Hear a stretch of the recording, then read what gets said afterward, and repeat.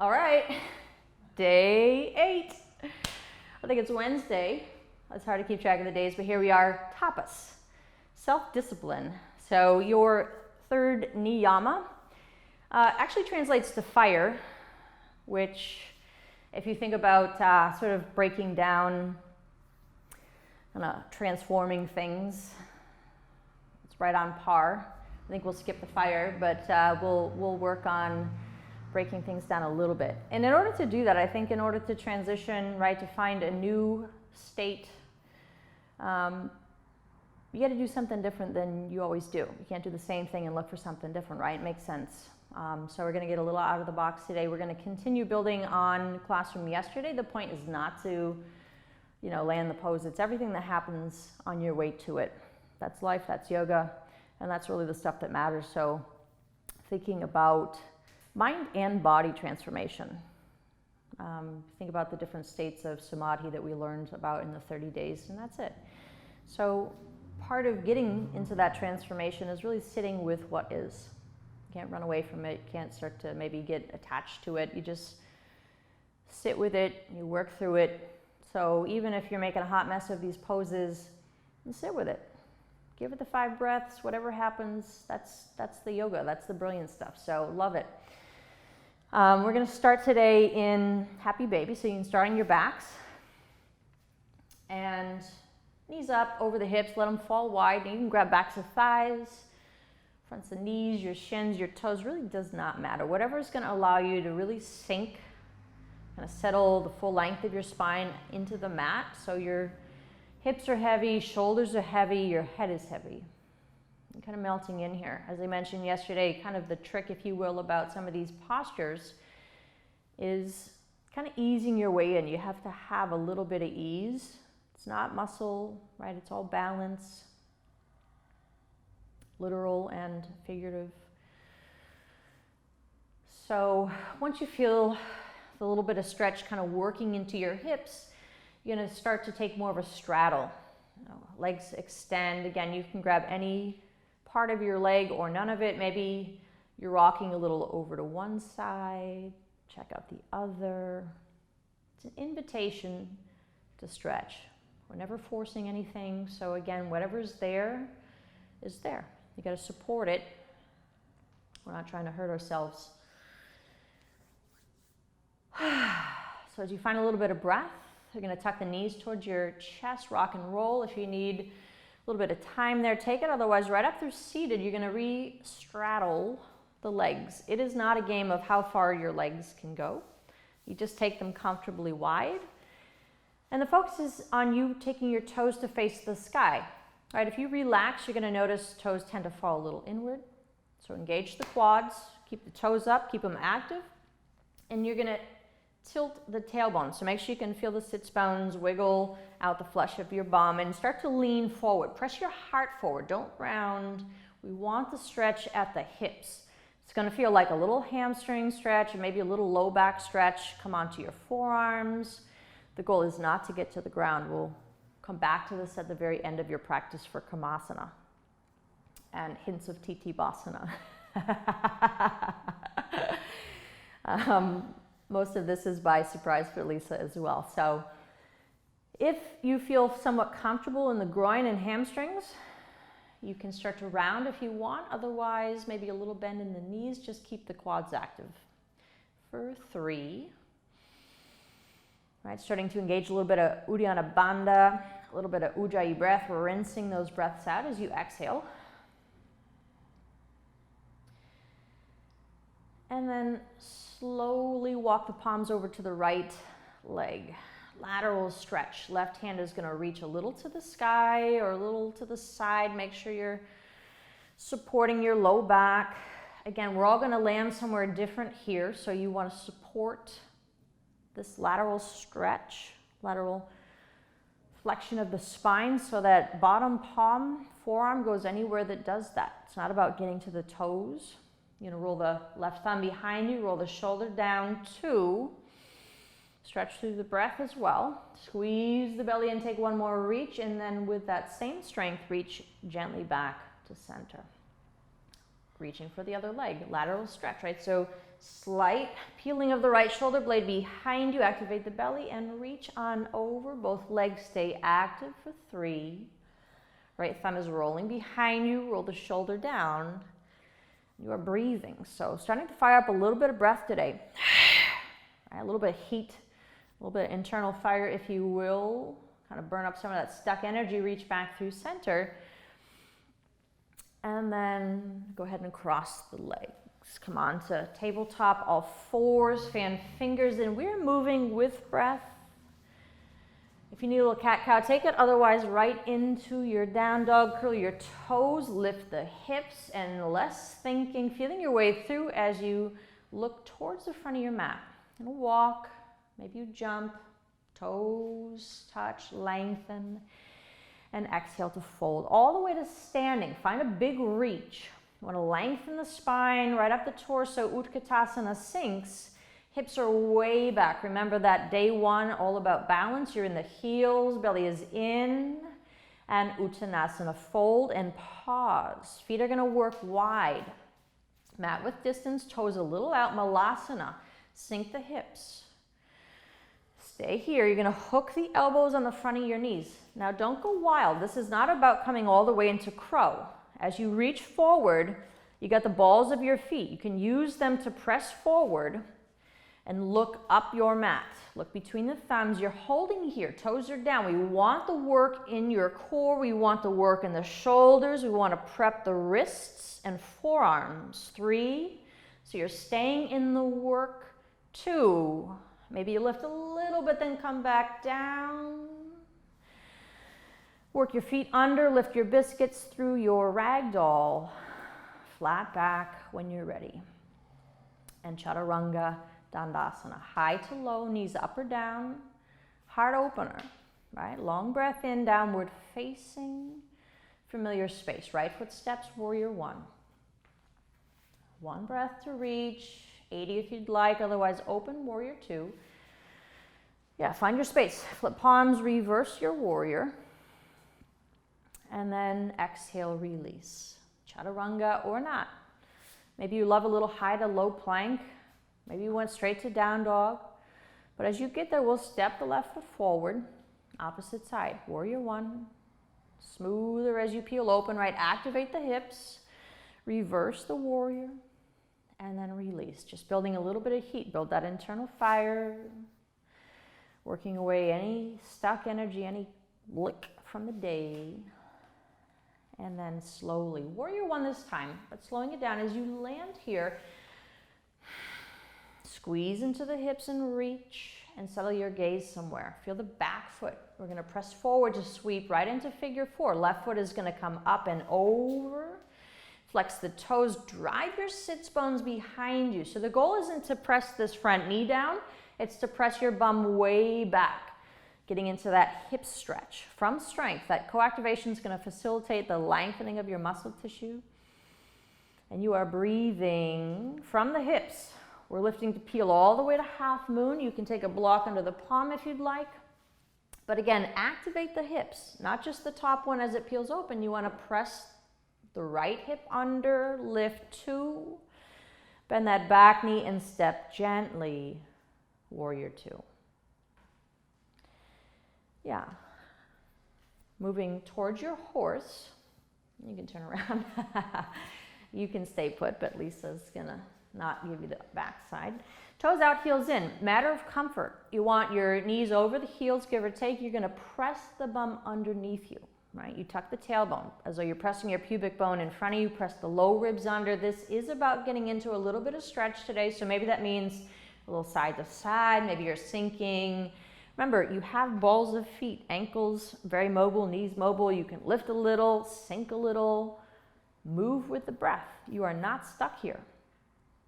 There's a lot of room within sitting in this particular posture. And then slowly, as you start to release heels out through a flat back, begin to fold, we'll take Prasrita. Toes are a little bit in, heels a little out, and we are working on the hinge of the hip. So you can walk palms underneath you today. You might reach for the backs of your calves or ankles, or if it feels more familiar to wrap your peace fingers around your big toes, you can go that route. That's the Padahastasana part here. Padottanasana, my bad. Bippity boppity boo, maybe it makes no difference to you. Right? But again, just like we did in Utkatasana, move into the heels. So you want hamstrings active so they stretch. Biscuits active so they stretch. Nice. And then walk your palms to the front of your mat. So lower lunge. You're going to come, again, back knee can come down if you'd like. We're going to lace that left arm under. Remember we did this yesterday. We're going to build on the hamstring stretch because we're going to do this later for Kamasana, get arms underneath. So again, it's just underneath your hamstring. Okay? You're going to start to uchi your front foot forward. Make sure you're fanning fingers. As you walk your front foot forward, you're going to keep that back leg nice and strong. You want to lift the knee. Now you can stay here starting to lift your front heel, squeezing that right leg. You can stay in all of the work like you did for crow. If you want to fly, you're going to straighten that back leg. Yeah, and give it a go. 3, 2, and awkwardly release. Downward facing dog. Maybe it was a big old plop, no worries. All foundation for later. Opposite side. We'll step warrior 1. Big stretch, a little press in the front of that right hip, and we'll swoop right into figure 4. Right, all about the hips. So as you cross the heel over, sit the hips way back. Squeeze the belly. You're kind of in that standing heel again, right? Balance, balance, more balance. Squeeze around both hips. And as you set your gaze and open to a half moon, right? Anything you have near you. You can use a kitchen chair. You got a dog around. Wild child, wrangle them up. Maybe you toe-heeled yourself over to the kitchen, got a little snack, come on back, no worries. Bend your front knee a little, step back through warrior 2.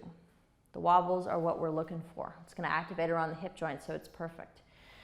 Slowly transitioning horse, back heel peels in, toes peel out. 3, now you know where you're going, so we're kind of on the move. Hips press under. It is about stretching hamstrings, hips, but now a little into the groin. 1 more breath. And then through a flat back, letting knees out, we'll fold Prasrita. So a little more flexion at the hips. Maybe you notice you have room to wiggle the feet out a little wider. Maybe you notice you have more hinge at the hips if you bend your knees. Or sometimes it's more helpful to work the feet in. Keep in mind, sometimes in this pose, we're always cueing feet out wider and wider and wider. Maybe that's not the way to go. You're going to have to feel your way through this, so feel your body.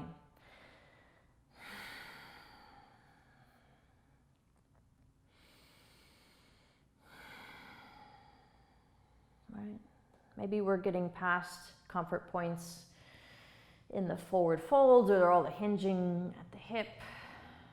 Sit with that, right? Work with what you got. As you find your palms and walk your hands up the mat again, we're gonna lace, try the right foot. I think you did left last time, yeah. So make sure you're on the other side. You're gonna lace the arm under, palms stay down, low plank arms, and you're gonna start to uchi your front foot forward. So those low lunges again, hamstring, hips, and a little bit of strength, both in the shoulders, wrists, core. And then maybe playing with bringing that left elbow underneath the hip, the side body. Maybe you're hopping the back foot. Maybe you've plopped onto your mat. Wiggle your way out. Nice work. Maybe it's a tabletop, downward facing, wherever you need to go, but that's where we're headed. So knees come down. Eventually, you're going to cross your legs and come onto your bum.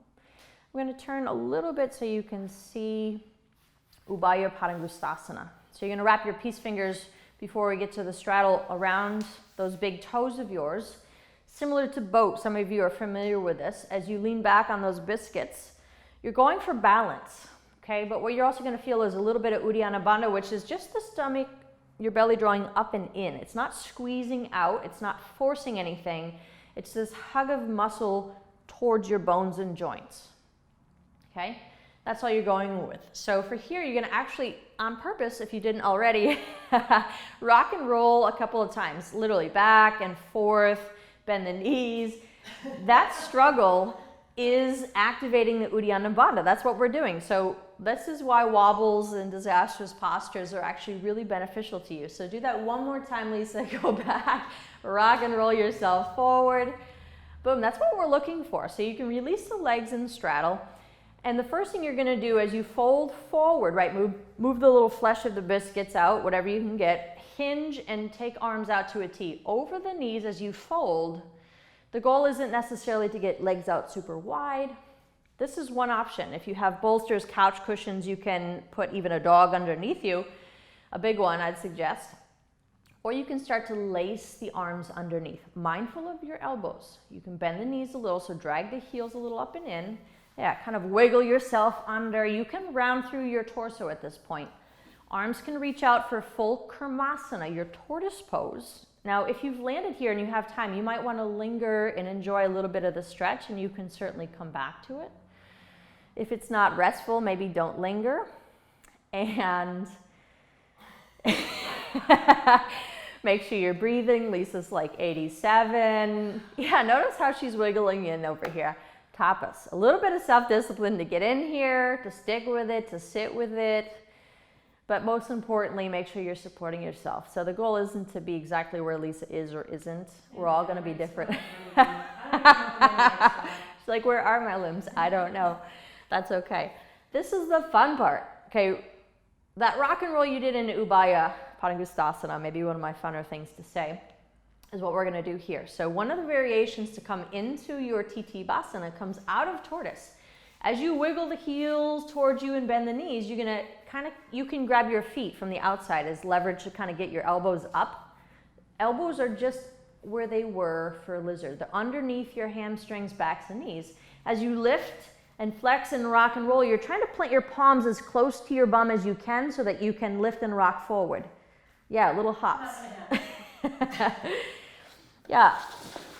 In all honesty, I haven't really done anything too much today, but as Lisa does this,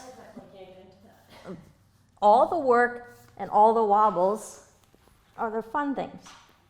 Rock. Maybe you rock and press all the way up. That's that Uddiyana Bandha. And it can be a hot mess. That's the best part. There you go. And then you're going to come all the way onto your back. All right.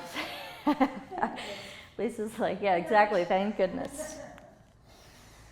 But notice you weren't thinking about the laundry. You weren't thinking about work, kids, whatever you got going on, right? Just in the moment. So that's what it's all about. You can let everything else go. Extend your legs. And feel that little bit of release on every breath out.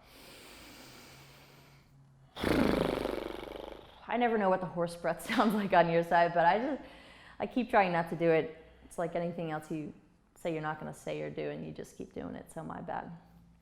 But you enjoy the horse breath, and I'll stop taking it on my end. Okay. As I try to tell you every practice, this is what it's about. It's not about the physical asanas. They're just an entry point for the rest of your yoga. So feel your body, feel where you are right now. That's what we're looking for. If you have time to linger here today, go for it. Otherwise, you don't even need to move. Maybe it's just an internal gesture. If you are moving off to something else in your day, I recommend you maybe come through one side of your body and move yourself to a gentle seated position. Wherever that is, you're just bringing yourself back to this idea of placing yourself on purpose. Long spines, heavy shoulders, move your palms gently to heart center. Not just saying it in a brief moment, but allowing yourself to feel the gratitude for this body, even just attempting Kurmasana, Titibhasana, rocking and rolling, right? We're pretty incredible. So respect. As you move your mind, your fingers to forehead center, including for those around us in this practice, together we bow and we say Namaste.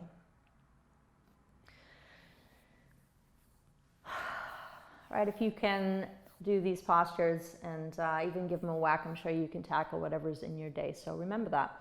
And we'll see you tomorrow. Toodles.